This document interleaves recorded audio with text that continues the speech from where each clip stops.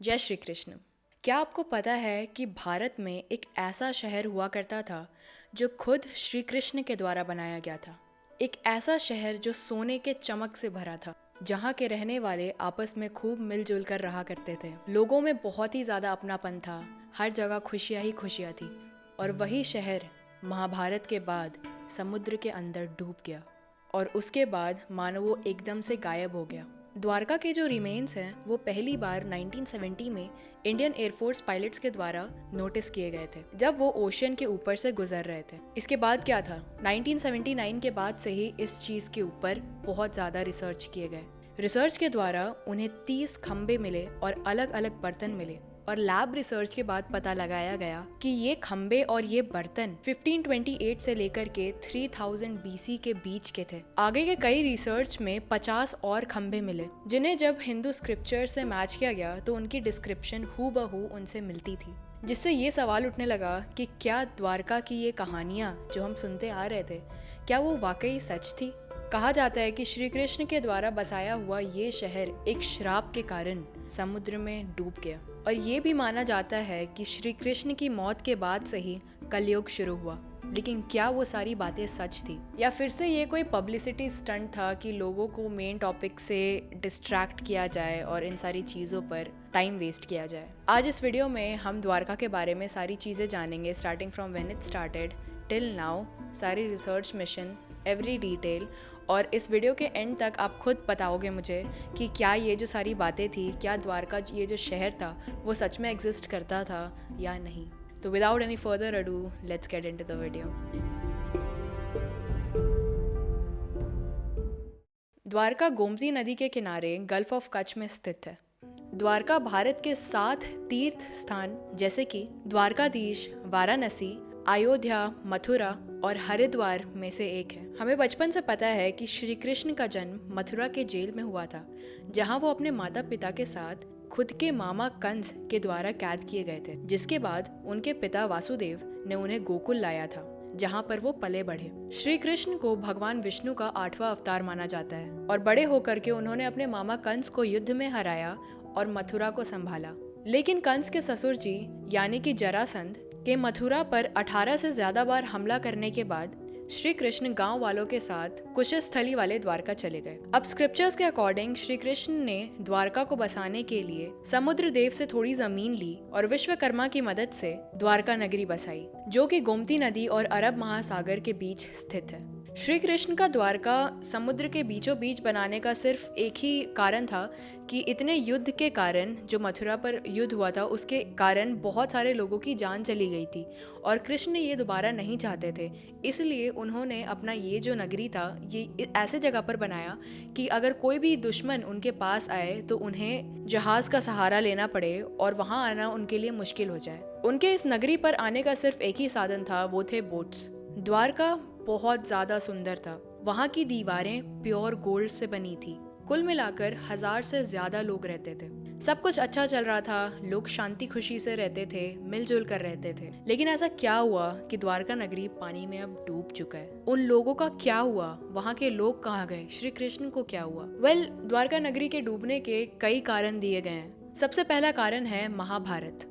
महाभारत के समय पर क्योंकि श्री कृष्ण ने पांडवों का साथ दिया था, जिसके कारण गांधारी के 100 बेटे मारे गए थे। इसीलिए गांधारी ने उन्हें श्राप दिया था कि श्री कृष्ण के वंश का वैसा ही विनाश होगा जैसा कि गांधारी का हुआ।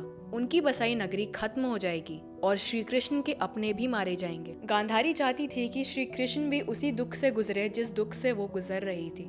और बस इसी के कुछ समय बाद से ही द्वारका के रहने वाले लोगों की धीरे धीरे मौत होती चली गई और ऐसे ही श्री कृष्ण के भाई बलराम की भी मृत्यु हो गई। इन सब के बाद श्री कृष्ण बहुत ज्यादा दुखी थे और वो एक दिन जंगलों में घूम रहे थे। जंगल में घूमते घूमते वो एक पेड़ के नीचे बैठे और गांधारी के दिए हुए उस श्राप के बारे में सोचने लगे।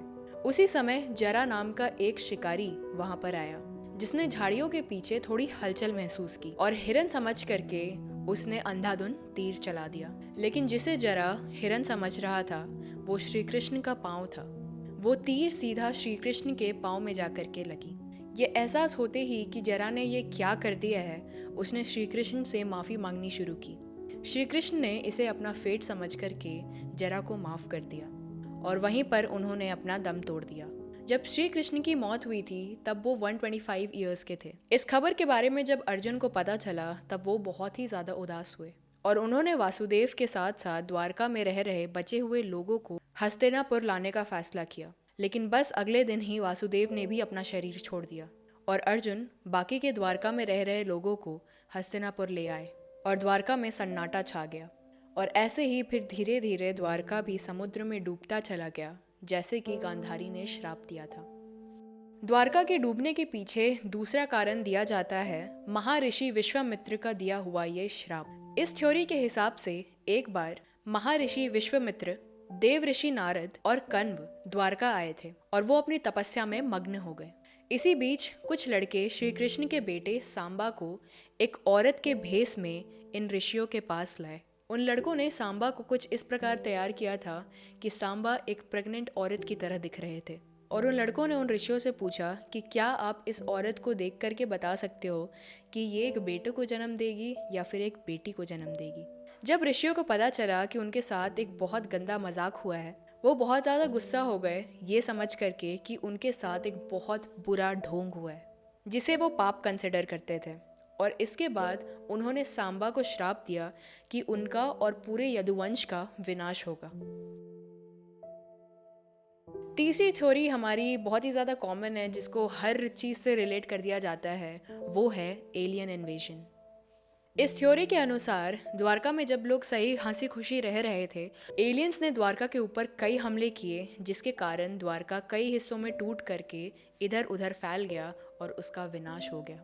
2005 में फिर से रिसर्च शुरू की गई और 2007 में बे ऑफ कच्छ के पास द्वारका से रिलेटेड और भी रिमेन्स मिले और उन्हें जब फॉरेन रिसर्च लैब्स में भेजा गया तब पता चला कि ये जो रिमेन्स है वो सिंधु घाटी सभ्यता से भी बहुत पुरानी है, कि ये रिमेन्स 9500 ईयर्स से भी ज़्यादा पुरानी है। और ये पता लगाया गया कि ये जो द्वारका नगरी थी ये कुल 84 किलोमीटर्स में फैली हुई थी, कुल वैसी ही जैसे कि स्क्रिप्चर्स में लिखा है। अब हमने 3 कारणों को समझा जिसके कारण ये प्रेडिक्ट किया जाता है, ये माना जाता है कि द्वारका नगरी डूब गई। आप अभी किसी से भी पूछोगे तो वो इन्हीं 3 रीज़न्स में से एक रीज़न देंगे। हालांकि साइंटिस्ट का ये कहना है कि द्वारका नगरी के डूबने के पीछे का कारण है the end of ice age. जब बर्फ़ पिघलनी शुरू हुई तब ओशियन लेवल्स के बढ़ने के कारण ये द्वारका नगरी पानी के अंदर डूब गई। और द्वारका नगरी के साथ साथ ऐसे कई सिटीज़ थे जो आइलैंड्स पे बेस्ड थे, वो भी उसके कारण डूब गए। इस रिसर्च से ये भी पता लगाया कि कई सारे जो सिटीज़ हैं जो महाभारत और कई सारे हिंदू स्क्रिप्चर्स में मेंशन्ड है वो रियलिटी में एग्जिस्ट करते थे। जैसे कि इंद्रप्रस्थ आज के टाइम पर दिल्ली है, हस्तिनापुर मेरठ है, कुरुक्षेत्र हरियाणा, गांधार राज्य अफगानिस्तान और द्वारका गुजरात। और अभी भी ऐसे कई रिसर्च चल रहे हैं जिससे और पता लगाया जा रहा है कि इस समुद्र के अंदर द्वारका के और कितने ज़्यादा रिमेन्स हैं। हालांकि रिसर्च से ये तो प्रूव हो चुका है कि ये सारे जो रिमेन्स थे वो द्वारका नगरी के थे। मैंने आपको द्वारका नगरी के डूबने के पीछे के 4 कारण दिए। आपको क्या लगता है, क्या वो गांधारी का दिया हुआ श्राप था? क्या वो ऋषियों का दिया हुआ श्राप था? क्या एलियंस का अटैक हुआ था? क्या वो एंड ऑफ आइस एज के कारण हुआ?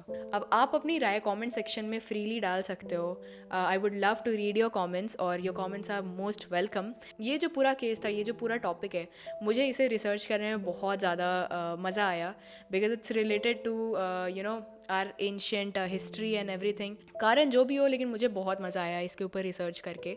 आप अपनी राय कमेंट सेक्शन में ज़रूर डालना। और इसी के साथ अगर आपको ये वीडियो पसंद आया हो तो इस वीडियो को लाइक करें, इस चैनल को सब्सक्राइब करें और इसे अपने दोस्तों के साथ शेयर करें जिन्हें इस चीज़ के बारे में नहीं पता है।